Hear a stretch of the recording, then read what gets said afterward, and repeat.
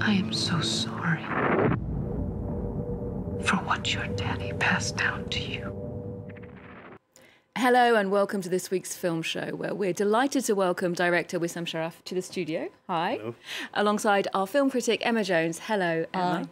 But first, tributes are being paid to the king of Calypso, the Grammy, Tony and Emmy Award-winning musician, actor and activist Harry Belafonte, who's died at the age of 96. He was one of the most successful black music stars of the last century, as well as a prominent American civil rights campaigner and a friend of Martin Luther King. Well, he was also an accomplished actor.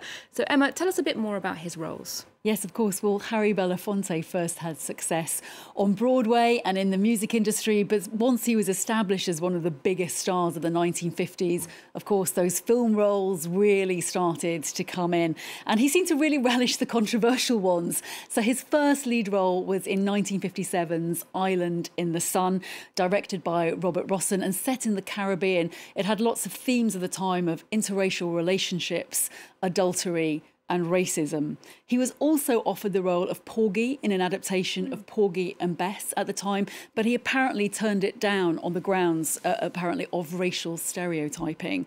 And then he focused on music for the next few decades of his career, but he did resurface in the 1990s in a couple of movies, including 1995 opposite John Travolta in the race-reverse drama White Man's Burden, in which the socio-economic positions of black people and white people were reversed. He then went on to get great acclaim in Robert Altman's drama Kansas City. And those of us who knew and loved the 2018 film Black Klansman by Spike Lee know that it was made even better by Belafonte's appearance in it as an elderly civil rights pioneer.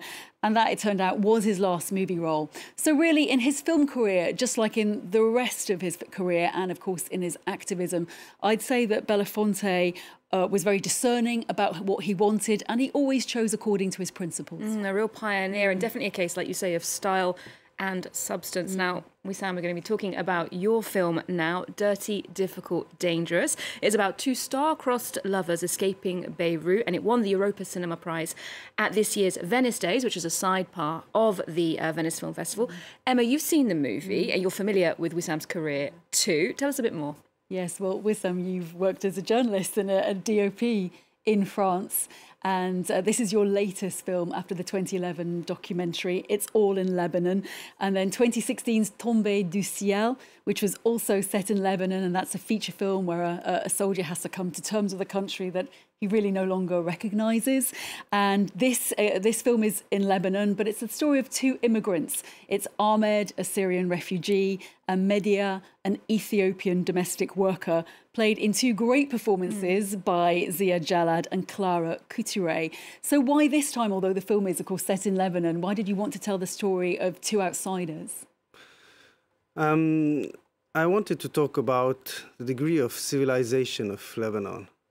And usually, I think you can judge how civilized a people is or a country is by the way they treat the weak, the fragile, the poor, the marginals. So I wanted, to try to analyze that, how complex it is in Lebanon, because it's the country that has the biggest number of refugees per capita in the world after the Syrian crisis. So what does that make of a people? How do they react to that? And also, by ricochet, how do they treat the other marginals that are in their country, that are the Ethiopians and other nationalities of domestic workers? You certainly capture some of that tension in the film. Well, let's get a better idea of the mood of Dirty, Difficult, Dangerous and a glimpse of those central performances.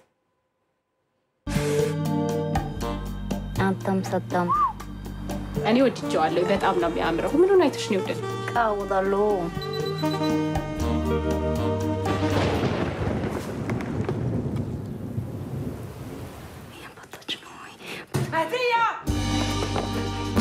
هليت أبرج هونيك شو هنعمل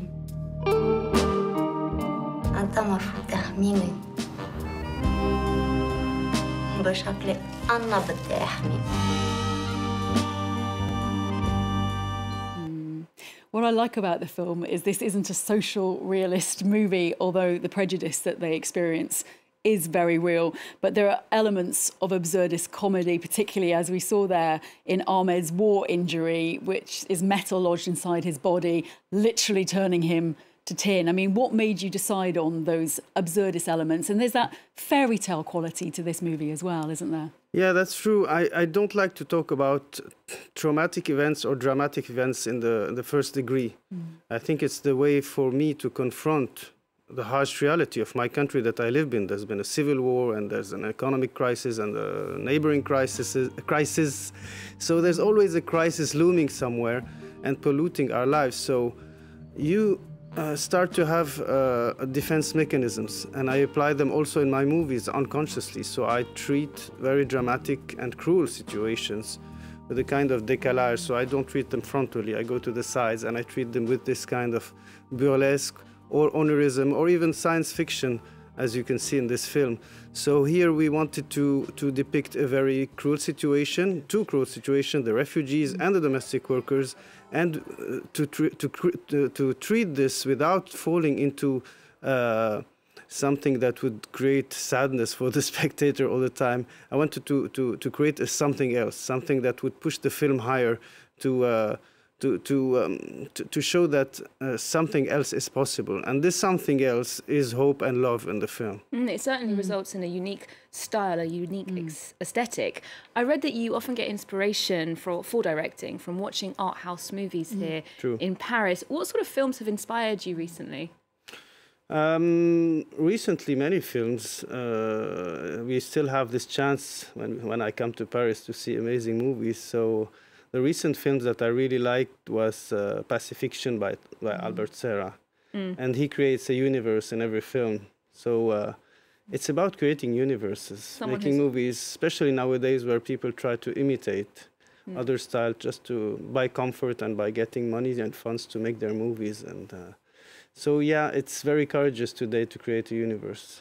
Someone who's also very invested in the aesthetic, the image making of his films. Now we're moving on to this week's other new releases, and we're starting with Beau is Afraid, directed by Ari Aster and starring Joaquin Phoenix as Beau, an anxiety-ridden man embarking on a Kafkaesque odyssey to get back home. Take a look.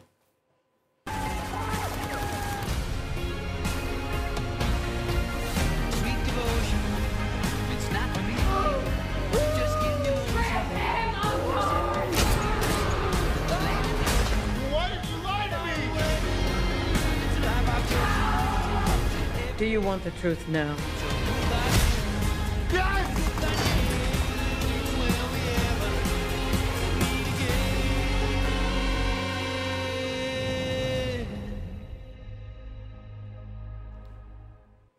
Okay, it definitely looks epic. A lot of screaming. Emma, what did you think of it? Well, fresh out of success with horror movies like Hereditary, starring Toni Collette, and Midsommar with Florence Pugh, New Yorker Ari Aster says he's finally got to make the film that he wanted to make before he had massive success with the horror genre.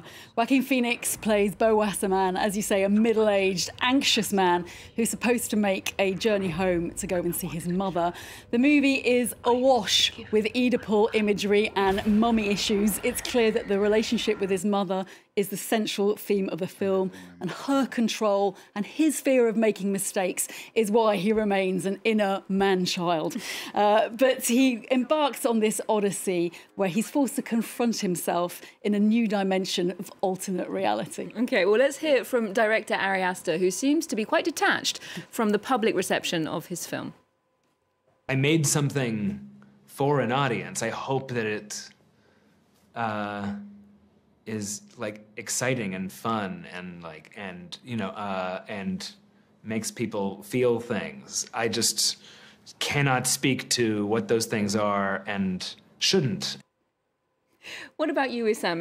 Do you have an idea of what you want the audience to feel or think when you're directing a scene or editing your film? Yeah, for this film in particular, it's a bit of an oxymoron. I want them to be at the same time on the verge of bursting into tears and bursting in hysterical laughter, which is a lot to ask from a spectator, but this is what I'm in You know, I like this kind of stuff. I'm always on the edge of a mountain, and you don't know when I'm going to fall north or south. Okay. And it's half treating a very cruel drama and half time showing the absurdity of this drama. Okay, so Emma, what about Beau is Afraid then? Does it work for you? Oh gosh, where to start? It's brilliant in parts and sheer insanity in other parts. Although my overriding feeling is good for the film company A24 for letting Ari Aster make the movie he wanted to make, because it doesn't happen that often unless you're a streamer hoping to attract auteurs. Oscar winner Joaquin Phoenix, who we will see later on this year playing Napoleon Bonaparte, really does deliver as Beau, a man in Arrested Development. There's also a solid supporting cast, notably Parker Posey, but you'll have to wait about 2.5 hours before you find her scene. And that is the overriding problem with the film. It is 3 hours long. It's too long. Okay, so there's quite a lot going on there. Yeah. Thank you very much for that roundup, Emma, and thank you for joining us today, Wissam. We'll wrap up with a reminder of the sweet sound of Harry Belafonte's singing. Here's the man himself performing Island in the Sun, the title track for the 1957 film of the same name, which he starred in too. Do keep up with us online for more movie news, and we'll see you here next time on France 24. This is my island in the sun, where my people have toiled since time begun. I may sail on many a sea, the shores will always be home to me. Oh, island in the sun, built to me by my father's hand, all my days I will sing in praise of your forest waters, your shining sand. Welcome to Bordeaux. When you think of this southwestern port city, probably one thing comes to mind: wine. But Bordeaux is about so much more than just that. It's filled with local delicacies linked to the history of the city and the region around it. So what can Bordeaux's foods and especially wines tell us about the area? Well, join us as we discover this beautiful region. French Connections Plus, presented by Jeannie Godula and Florence Villeminot on France 24 and France24.com.